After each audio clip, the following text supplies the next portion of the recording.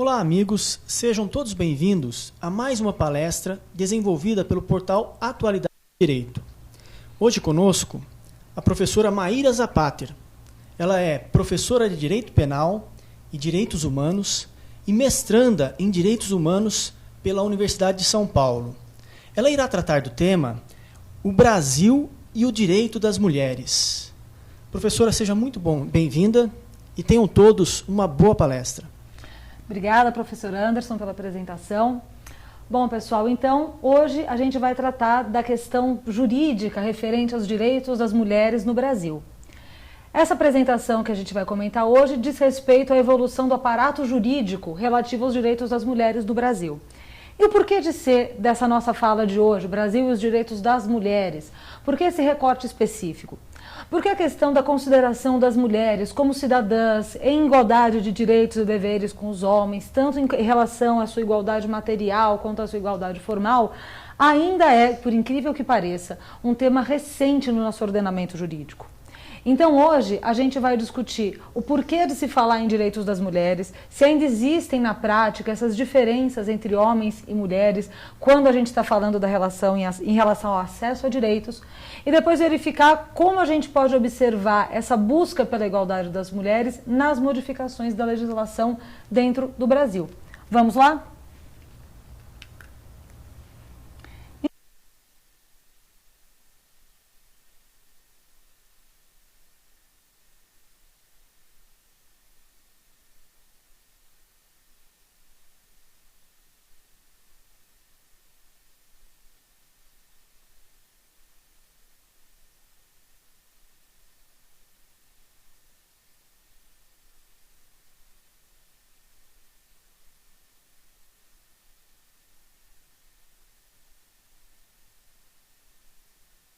Aqui uma distinção entre sexo e gênero.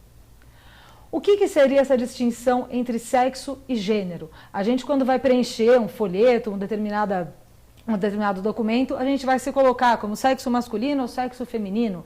Então, por que essa diferença entre o sexo e o gênero? O sexo, pessoal, estaria relacionado às características biológicas que identificam uma pessoa como homem e mulher. E o gênero, aos papéis sociais que se associam a esse sexo biológico. O que isso tem a ver? Claro que homens e mulheres sempre existiram na história da humanidade, mas será que os papéis desempenhados socialmente por um e por outro sempre foram os mesmos? Será que até hoje não existe uma associação como se fosse natural, dizendo mulheres naturalmente devem desempenhar seu papel de mãe, naturalmente devem desempenhar tarefas domésticas, enquanto que ao homem cabe desempenhar o papel na esfera pública, ao homem cabe desempenhar papéis na esfera de poder? De onde vem essa história? A gente pode fazer aqui um rápido panorama a respeito de como a gente vai fazer, em um primeiro momento, essa associação do gênero, papéis sociais, ao sexo, e como hoje a gente faz essa distinção entre sexo e gênero para tentar demonstrar que os papéis sociais de uma pessoa e de outra independem do seu sexo biológico. Nós temos, na história da humanidade, no Ocidente, um recorte a respeito da diferença entre os sexos, que primeiro passa por uma escola que nós chamamos do sexo único. Professora, como assim do sexo único? Vejam vocês, até a Renascença, cerca do século XVI, mais ou menos, se entendia que existia apenas um sexo biológico. Olha só, hoje para nós é algo dado que existem dois sexos biológicos, homens e mulheres, mas nem sempre foi assim. Era demonstrado cientificamente que existia apenas um sexo biológico, qual seja o masculino. Peraí, professor, agora ficou complicado de vez. Você está me dizendo que até a Renascença não existiam mulheres? É claro que existiam, pessoal, mas qual que era a mentalidade científica da época? Que mulheres eram homens não desenvolvidos. Mas, poxa, professor, e anatomicamente a biologia da mulher é diferente da biologia do homem. Se não era percebido? Era percebido como uma diferença para pior. Então, todo o aparelho reprodutor feminino era visto como um aparelho reprodutor masculino que não se desenvolveu. Então, o fato da mulher possuir uma vagina e não possuir um pênis significava que ela tinha um pênis que não tinha se desenvolvido. Tanto isso era verdade que ela tinha menstruações mensalmente, que ela engravidava e isso alterava o seu humor, que ela era mais emocional, mais passional, ao contrário do homem, que era o exemplo de racionalidade. Então percebam que até a Renascença, cerca do século XVI, você tem estudos médicos que colocavam homens e mulheres numa escala desigual. Se entendia que havia um sexo único, em que o homem era o modelo de perfeição e a mulher seria um homem imperfeito. Tanto é assim que vocês vão encontrar documentos que vão falar a respeito de órgãos anatômicos femininos somente depois dessa fase da história. Sequer existiam nomes para os órgãos femininos, para os órgãos sexuais femininos, porque não existia autonomia sequer biológica. A partir da Renascença, quando se começam a fazer as dissecações dos cadáveres e começa a se observar por dentro como eram homens e mulheres, a gente passa a ter a ideia de que realmente haveria dois sexos e não só um sexo único, em que a mulher seria um homem menos evoluído. Haveria então o modelo dos dois sexos, que a gente chama de dimorfismo sexual, só que a gente tem de um lado o homem como sendo bom, desejável e perfeito, a mulher do outro lado considerada como sexo imperfeito. Então a gente não tinha mais uma escala de uma espécie de evolução de mulheres para homens, mas sim de dois sexos opostos, um bom e um mau. Com tudo isso, dá para a gente ver que existia um certo apoio da comunidade científica dessas épocas para dizer que as mulheres eram seres menos evoluídos e menos capazes. Como isso vai reverberar na esfera do direito? Ora, se as mulheres são incapazes, elas não podem exercer tarefas de poder. Se as mulheres são incapazes, elas não podem estar na arena pública. Se as mulheres são incapazes, elas não podem estudar. Por isso, a gente passa a ter, como nós vemos aqui na apresentação, a formação de estereótipos, preconceitos e intolerâncias. Porque se eu tenho uma base científica para dizer que a mulher é incapaz, que a mulher só serve para as tarefas do lar, que a mulher é biologicamente destinada a ser mãe, a ser esposa, eu vou construir um estereótipo, e aí eu estou falando de papel social, e a gente começa a falar do gênero, e a gente começa a dizer que o sexo feminino deve cumprir um determinado estereótipo, um determinado papel social, e que homens devem cumprir um outro determinado papel, um outro determinado estereótipo. É o que a gente chama de biologização da cultura, e que vai acabar servindo como fundamento para a violação de direitos. Como funciona isso de biologização da cultura? Ora, eu estou falando, na verdade, de questões construídas culturalmente, porque hoje a gente pode até dar risada de pensar em médicos da Idade Média, achando que homens e mulheres eram um sexo único, apenas uma escala de evolução diferente. Mas lá atrás, isso fundamentava um determinado estereótipo, um determinado preconceito e que acabava se tornando instrumento de violação de direitos. Pois bem, como isso chega para nós até hoje? Porque se a mulher era considerada biologicamente diferente, biologicamente inferior, a legislação deveria vê-la assim. Isso não acontece só no Brasil, acontece em uma série de países no mundo, como a gente vai ver, a gente vai falar um pouco dos instrumentos internacionais de proteção aos direitos das mulheres, e isso vai se refletir numa situação de extrema desigualdade entre o sexo masculino e o sexo feminino até hoje. Olha só a posição do Brasil em relação ao ranking de desenvolvimento de gênero. O Brasil está em 80º lugar no ranking do Índice de Desenvolvimento de Gênero.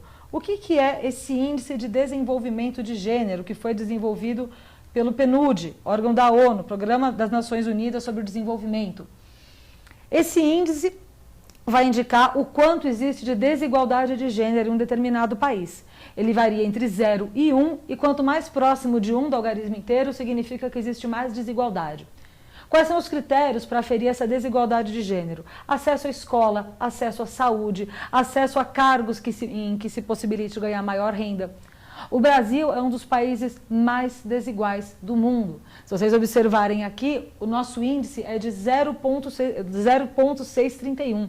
É muito próximo de 1, ou seja, o Brasil é um país muito desigual em termos de gênero. Aqui a gente tem alguns exemplos de por que é que o Brasil é considerado um país tão desigual. Olha só esses números aqui. Menos de 10% das cadeiras do parlamento no Brasil são ocupadas por mulheres. Quer dizer, a gente tem muito poucas mulheres dentro da arena política, fazendo legislação, debatendo temas importantes. Mas, ao mesmo tempo, 47% das mulheres têm ensino médio. E o mercado de trabalho, dependendo da área, pode chegar a uma ocupação de 85% de mulheres. O que isso quer dizer? As mulheres já ultrapassaram uma primeira etapa de conseguir chegar num espaço público, vencendo legislações preconceituosas, com modificações culturais de pensamento. Hoje nós temos muitas mulheres que são profissionais, que estão trabalhando. A gente viu que, dependendo da área, mercados de trabalho podem ser ocupados por até 85% de mulheres, mas quando se fala de debate político, quando se fala de Congresso Nacional, nós temos menos de 10% de mulheres. Isso quer dizer alguma coisa. Como é que a gente pode, via legislação, interferir na ocupação de mulheres nesses espaços?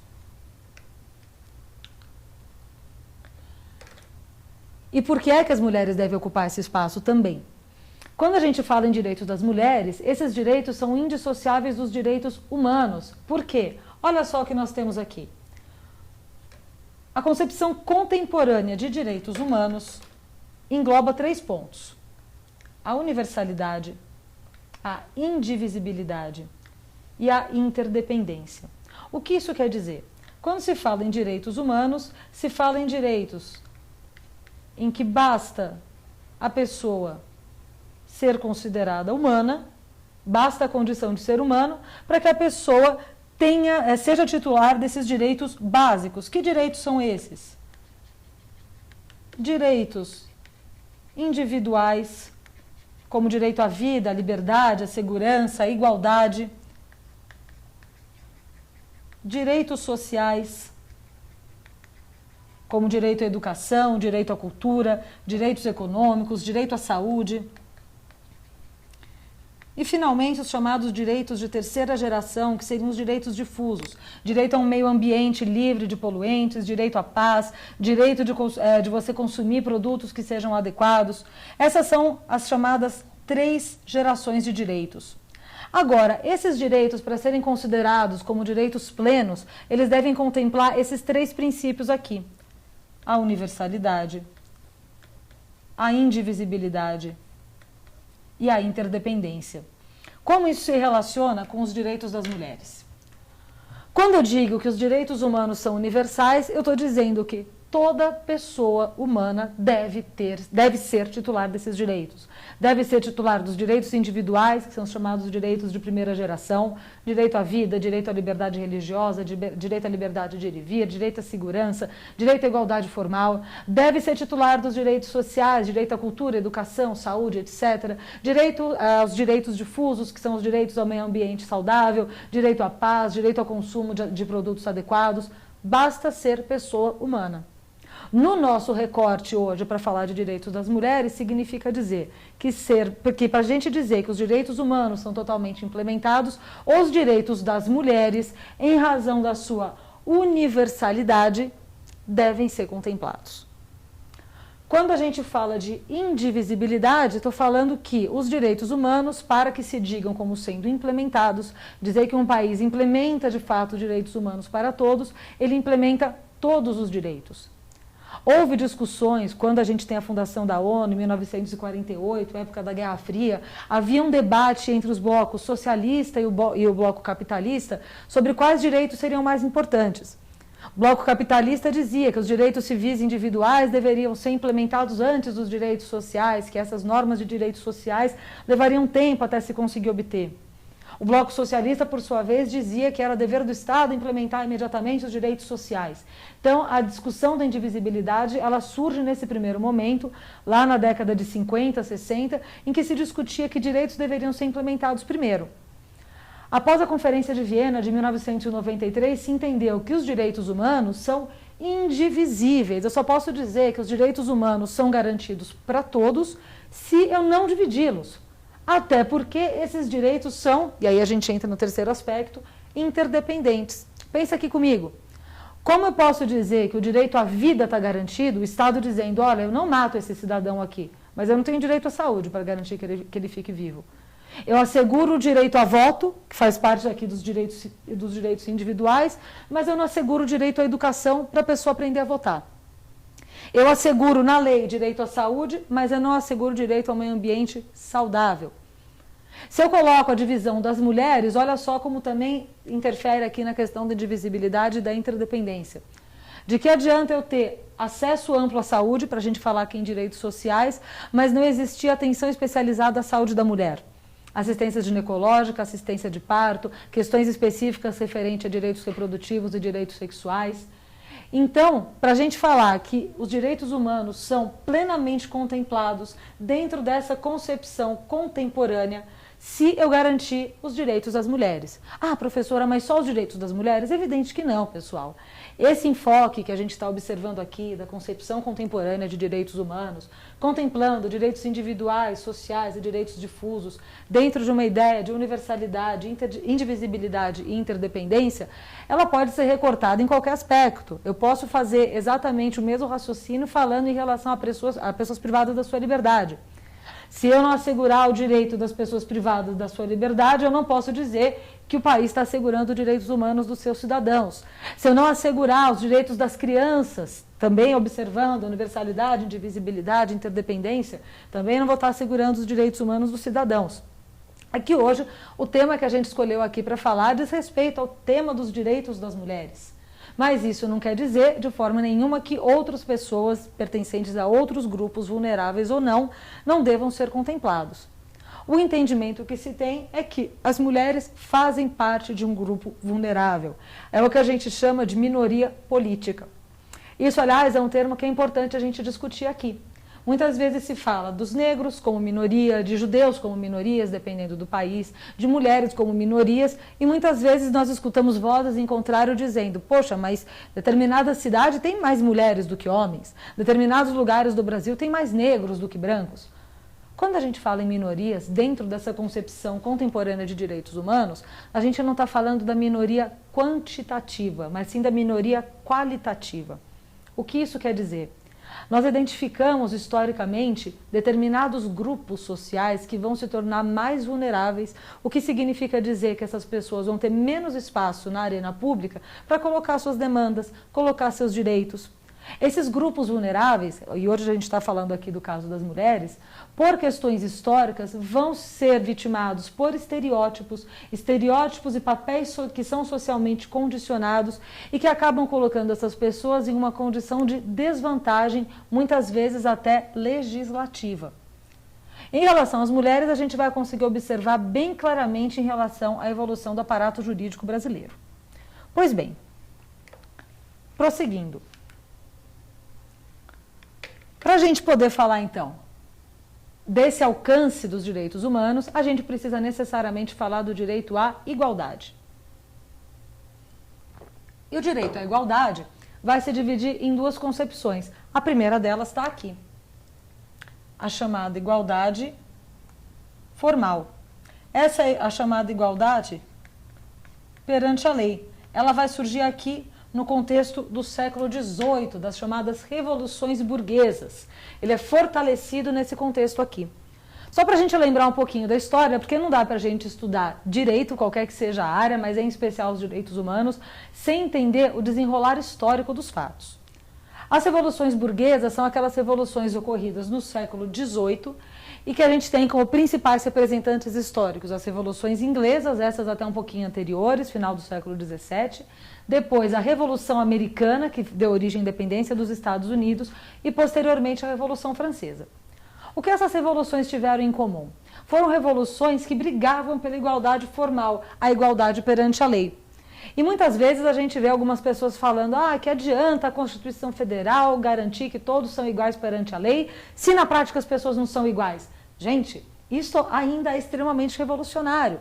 Até 300 anos atrás era normal, natural e aceitável que a lei fizesse distinção entre as pessoas. Quem tiver curiosidade, acessa no site do Planalto, o nosso site do Planalto brasileiro, www.planalto.gov.br. Lá você encontra os textos de todas as constituições do Brasil.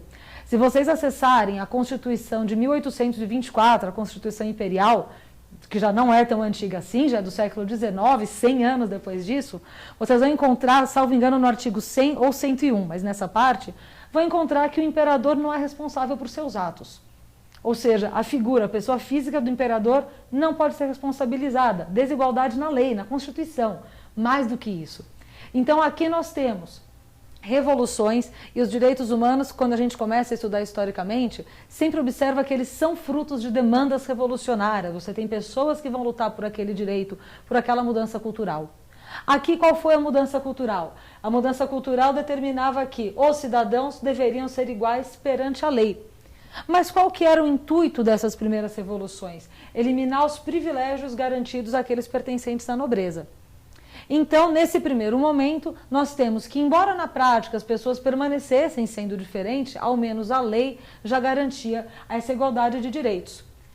A igualdade entre os sexos, nessa época, não foi problematizada. Não dá para a gente dizer que as pessoas que vivenciaram a época dessa revolução fossem machistas, discriminatórias, embora aos nossos olhos sejam. Não era um problema. O objeto principal da demanda dessa época era, de fato, eliminar os privilégios garantidos à nobreza. Mas não deixa de ser engraçado a gente pensar que uma revolução que falava de liberdade, igualdade, fraternidade, igualdade entre todos os homens, tenha mandado para a guilhotina a escritora Olympe de Gouges. A Olympe de Gouges vai redigir a Declaração dos Direitos da Mulher, em 1791. Nós tivemos a Revolução Francesa, em 1789, a Declaração dos Direitos do Homem, em que nós vamos encontrar todo um argumento que embasava a igualdade formal, falando que nobres e cidadãos, que todos deveriam ser cidadãos, não deveria ter desigualdade em relação aos nobres.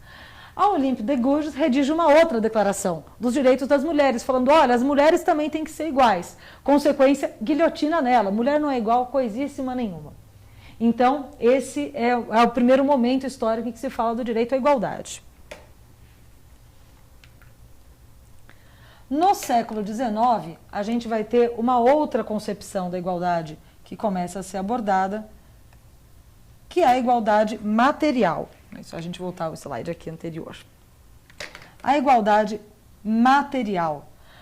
Essa igualdade material é um conceito que vai ser fortalecido no século XIX e no século XX, no contexto das chamadas revoluções sociais. O que teve de diferente nas revoluções sociais? Se lá no século XVIII a gente vai brigar pela igualdade formal e pelas liberdades dos cidadãos, essa liberdade lá do século XVIII vai refletir na vida econômica como? Olha, as pessoas são livres para fazer iniciativa privada, são livres para estabelecer concorrência entre si, e aí os direitos aos bens da vida, o direito à saúde, o direito à moradia, etc., como as pessoas vão poder trabalhar livremente, não mais como servos do rei, nem nada desse tipo, elas vão conseguir ganhar dinheiro e ter uma boa qualidade de vida. O que é que se observou com a Revolução Industrial? Que as coisas não seriam bem assim. Que a livre iniciativa muitas vezes ia gerar exploração do proletariado. Que, muito embora na lei, formalmente, o detentor do capital tivesse os mesmos direitos do proletário, teoricamente eles estavam ali contratando livremente entre si, na prática se observava uma situação de opressão extrema. Então, o que a igualdade material vai procurar fazer? O que vai se começar a discutir? Se antes se discutia, olha, o Estado não pode intervir na vida do cidadão, o Estado não pode considerar as pessoas desiguais, a partir de agora as pessoas vão ter que, o Estado vai ter que observar que na prática as pessoas não estão sendo iguais. E vai precisar fazer intervenções para que se possa atingir essa igualdade material. Pois bem, é nesse contexto que a gente vê a primeira onda do feminismo. Porque se a gente está discutindo que, olha, embora até na lei homens e mulheres possam ser iguais, na prática a gente observa diferenças, até mesmo em algumas legislações. A primeira onda do feminismo, do final do século XIX para o começo do século XX, chamada primeira onda feminista, faz parte do movimento trabalhista sufragista. Esse movimento buscava igualdade de condições de trabalho para as mulheres que não tinham jornada de trabalho regulamentada, que não tinham salários regulamentados, ao contrário dos homens que antecipadamente já tinham seus direitos trabalhistas com mais garantias do que em relação às mulheres. A segunda onda feminista é a onda que é mais conhecida de nós hoje, dos anos 60 e 70, em que se vai buscar a ocupação do espaço público e do mercado de trabalho pelas mulheres das classes altas, porque das classes baixas já tinha essa necessidade de conseguir ganhar o seu dinheiro fora de casa. Bem, pessoal, essa é a introdução histórica para a gente entender como se construiu ao longo do tempo, ainda que a gente tenha falado aqui brevemente, a desigualdade entre os gêneros e como as mulheres a demandar, e agora a partir da legislação começam a demandar essa igualdade. Tudo bem? A gente já se encontra de novo.